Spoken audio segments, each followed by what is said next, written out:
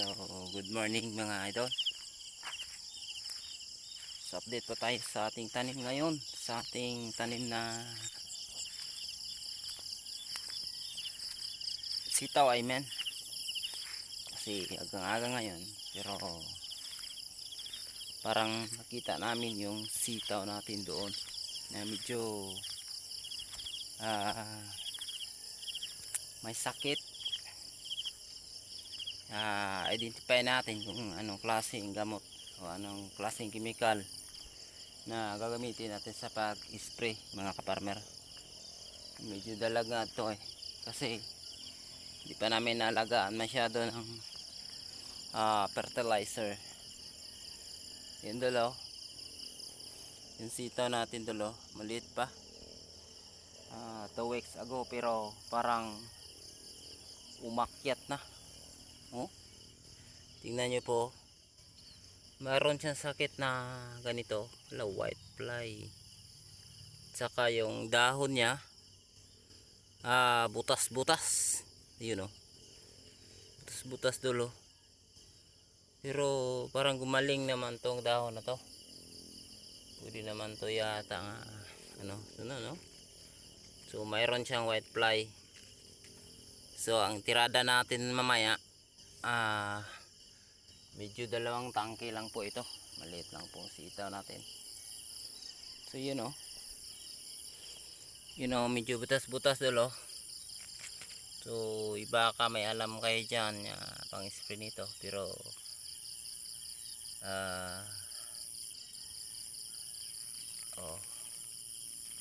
ano po. So try nating isprayhan ng Agremic o kaya hindi Agremic, haluan natin ng Rust Gold para matanggal itong puti mga idol. Mayroong white fly nga tawag mga idol. So medyo may kalakihan to, kaya hindi pa nasikaso yung gapangan niya. Tingnan nyo mga kawayan dulo, di pa nga tapos yun ang gapangan niya kasi maraming inaasikaso nga ibang tanim mga idol, tulad ng pagdadamo kami ng labuyuan namin sa baba, kaya hindi na sikasuhan yung gapangan ng sitaw, kaya ay parang maabutan ito ng paggapang niya. Siguro coming this week, Lunes ngayon, ang sitaw natin ay na umakyat na. Tingnan nyo po, yan, hana na talaga sa pag-akyat.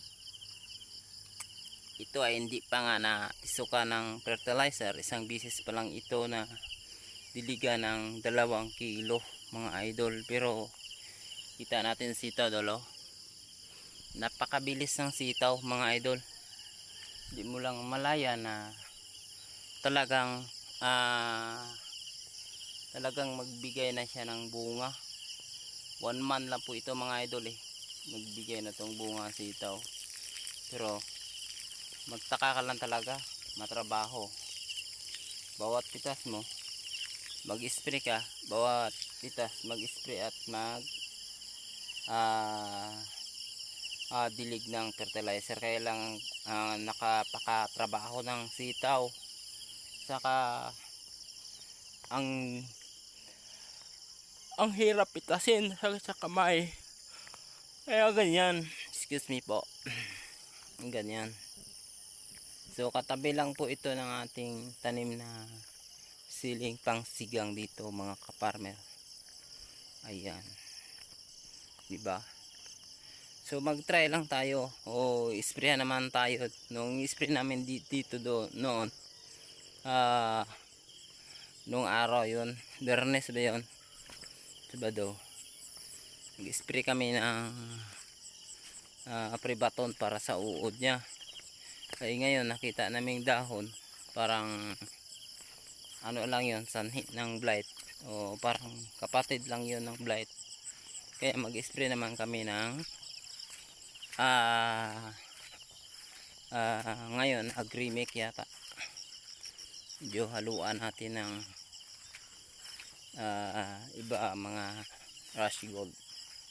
So tomato natin tuwang-tuwa ngayon mga kaparmer, kasi alam nyo ang ganda ng panahon, napakaganda ng panahon. Tuwing gabi ay uulan at saka palaging basang-basa ang lupa, kaya yung tomato natin by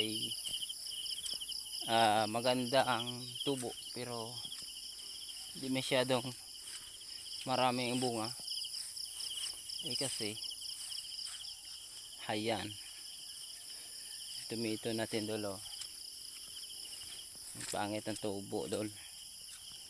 Yan dolo, yan tumituhan natin yan. So, shout out dyan sa mga nagtumito aryo. Ang ganda ng tumito ngayon kasi palaging umuulan. Bigyan naman kami ng balato dyan kung sino maganda tumito dyan. Ayan, tumito natin na bago, ang piyong ang dahon. Ayan o, bago natin na tumito yan dol. So mag isang buwan na po ito o may kalahati, pero mayroon na po siyang putot tsaka maraming mga bulaklak. Hindi pa nagawang putot yung bulaklak yung marami. Yan, sana hindi na ulan masyado kasi parang naepektuhan yung growing ng ating tomato, diba? Ayan, tumba na iba oh. Dami ng putot sa iba. Ayan, pulot ang dahon dol. Sobrang epektuhan ito sa sobrang lamig ng panahon. Ayan, nagkukulot ang dahon. Ayan, diba? Kukulubot ng dahon dol. Ayan, dito na dol. Ayan o. Thank you.